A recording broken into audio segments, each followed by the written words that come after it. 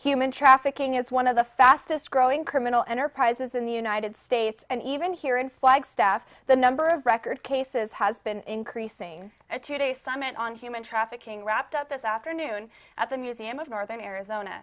The meeting was an opportunity for victims and social workers to tell their stories. Reporter Gabriella Evans has more.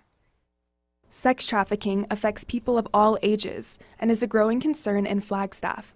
Savannah Sanders found herself a victim of trafficking after fleeing abuse at home. I was a 16-year-old girl out at a club on what should have been a school night with no parents around, by myself, so those things definitely were vulnerabilities, somebody that nobody was looking for. Local social workers, law enforcement officers, and others gathered this week in a summit focused on reducing human trafficking here in the Northland. Social worker Kate Wyatt told the group that there are plenty of customers for sex traffickers. To demonstrate the problem, an ad was placed yesterday on a local website picturing a young woman in a bikini.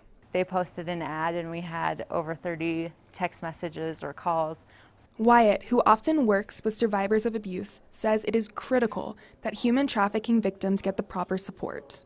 There's definitely a lack of education and people are scared to talk about human trafficking. It's a very scary topic to think about. For Savannah Sanders, healing was a very slow process. People say, you don't look like a trafficking victim, and I think that that's because people have this image or this idea of what it's supposed to look like, and everybody has the ability to be able to grow and change and heal and be their most authentic self. But today, Sanders says things are much better. Like overnight, I met my husband, moved in with him, and then I just started this whole completely new life and left all of that behind me. These days, Sanders is a social worker, and she helps other trafficking victims. Gabriella Evans, NAZ Today.